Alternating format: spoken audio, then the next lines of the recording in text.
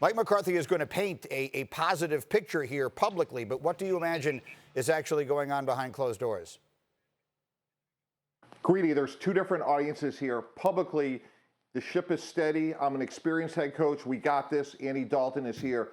Inside the building, every 10 minutes, Stephen Jones, Todd Williams, their contract negotiator, he's talking to them. Hey, if we heard from Todd France, Dak Prescott's agent, has he texted us? Has he emailed us? Is there a new offer? Where are we? There's a big sense of urgency when you're a new head coach and you're inheriting an offense that was #1 overall, Greeny. So outside, calm, inside, there is a big sense of urgency to get this contract done. It's interesting because to me, Dominique, it feels like the Dak Prescott situation has taken all of the attention away from the pressure that I think exists on the coach. Let's make no mistake about it.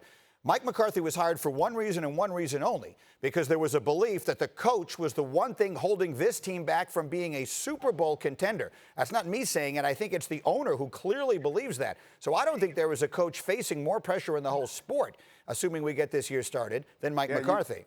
You might be right about that, and I do think that one of the benefits of bringing in a new coach is you get more time with your team in the offseason. Even though they are going to keep the same offense, it's still nice to have that time because they're bringing in a new defense and have that time together to improve on your team. But with the unique situation that we're in now, they're not getting that time, so they're missing out on one of the benefits that you could have in this situation. So there's a ton of pressure on Mike McCarthy because you're right. It was believed that this was a Super Bowl contending team last year, and they showed us who they thought the problem was by getting rid of Jason Garrett after last season. So bringing in Mike McCarthy suggests that they believe he's the coach that can take them over the top. And if he doesn't this year, there are going to be some people who are looking around to see whether there's another move to make at that position. Dianna, what are we hearing out of Dallas?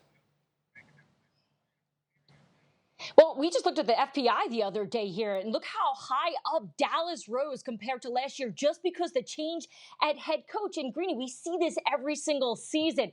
Talent does not win. Discipline and execution does. Mike McCarthy, notoriously known for that. But really the question is going to be, can he bring all this talent together? Because it's undeniable. This roster is stacked. But as they're sitting and waiting to figure out what Dak is going to do, they're going through these virtual meetings as a team. Dak is not there. Andy Dalton is the one there. And when I was talking around the league to different GMs and head coaches when Andy Dalton was on the street looking for a new home after Cincinnati, I was told that he turned down other opportunities because Dallas told him that he had a shot to win the job if Dak didn't show up. Wow. Dominique Foxworth may have just fallen out of his chair. You all right, Nick? We need to check on you. Okay, I mean, yeah, I was blown away, but then I kind of replayed what she said in his head. He has a shot to win the job if Dak doesn't show up. Of course, it better be his job if Dak doesn't show up.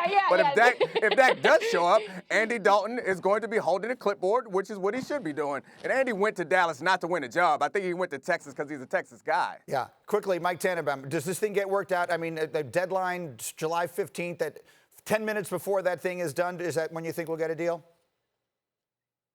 Absolutely. And shame on Jerry Jones if it doesn't. Last year, they rewarded Zeke Elliott when they didn't have to.